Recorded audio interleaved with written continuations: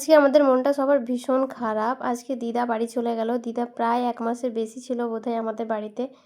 এই আমাদের হরিনামের সময় এসেছিল। দিদা বছরে এই সময়টাতেই আসে আর আজকে বাড়ি চলে যাবে। তাই আমাদের সবার মন খারাপ।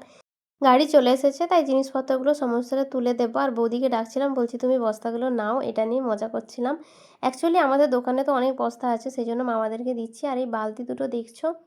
বলছি তার আগে দেখো এঁচোড়, মাথাটা জাস্ট খারাপ হয়ে যাচ্ছে সকালবেলা দেখেই।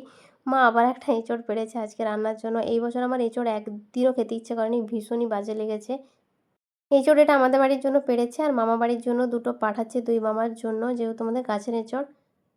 তবে আমাদের গাছের এঁচোড়গুলো ভীষণ টেস্ট, খুবই ভালো খেতে। আমি আগের বছর খেয়েছিলাম, এই বছরও টুকটাক খেয়েছি, কিন্তু আমার একদম ভাল লাগে না। মানে কোনো এঁচোড়ই আমাকে এই বছর ভাল লাগছে না খেতে। তবে সবাই তো বলে শুনেছি অন্যান্য গাছের তুলনায় আমাদেরগুলোর বেশ টেস্ট। আর এইদিকে আমার বাহন তো আমার সাথেই থাকবে। আয়নাটা নিয়ে মস্তানি দেখো, নিজে নিজে আয়না দেখে নিজে নিজে মাথা আঁচড়ায়। এদিকে গাড়িতে আমরা এক এক করে জিনিসপত্রগুলো তুলে দিচ্ছি। বস্তাগুলো পাঠানো হচ্ছে, কেননা এগুলো দিয়ে মামারা হয়তো ত্রিপল বানাতে পারে, মামাদের কাজে লাগবে সেই জন্যই। এগুলো আমাদের দোকানেরই বস্তা, প্রচুর বস্তা বিক্রি করে দেওয়া হয়, সেই জন্যই পাঠিয়ে দিচ্ছি মামাদেরকে। আর এই যে আমার হাতে বালতিগুলো দেখছো, এইগুলো পুরো লাইলনের বালতি, বছর পেরিয়ে যাবে তাও কিচ্ছু হবে না। আর মা আরেকটা বাস্কেট টাইপের দিয়েছে, ওটাও বেশ কার্যকরী একটা জিনিস। দুই মামার জন্যই বাবা মা দুটো বালতি দিয়ে দিয়েছে।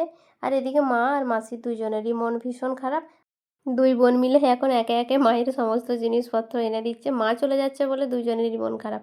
আর আমার ঠাকু তো কেঁদেই যাচ্ছে কাল থেকে।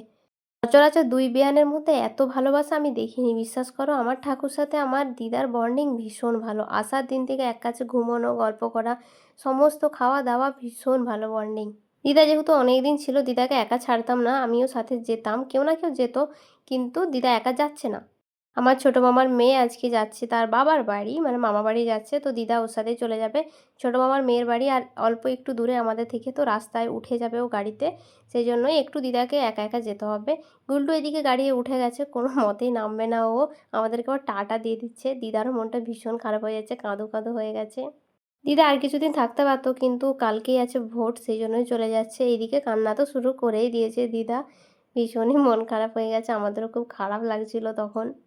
আমার দিদার একটা লাভ আছে জানো তো, একই বাড়িতে দুই মেয়েকে বিয়ে দিয়েছে। এক জায়গায় এলেই দুই জায়গায় কাজ সারা হয়ে যায়।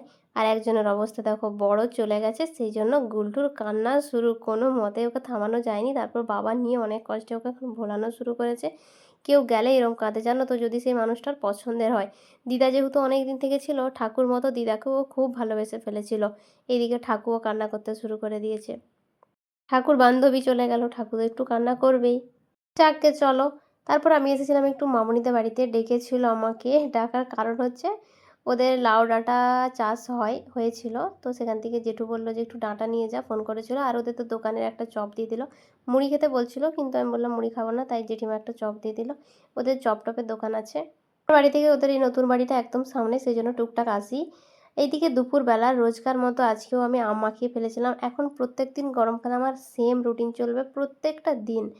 আম, কাসুন্দি, এর মধ্যে অনেক রকম অনেক কিছু মাল মশলা দিয়েছি। এখন আমি খাবো এটা। চলো তাহলে আজকের ব্লগ এখানে রাখি, দেখা হচ্ছে পরে কোনো ব্লগে, টাটা।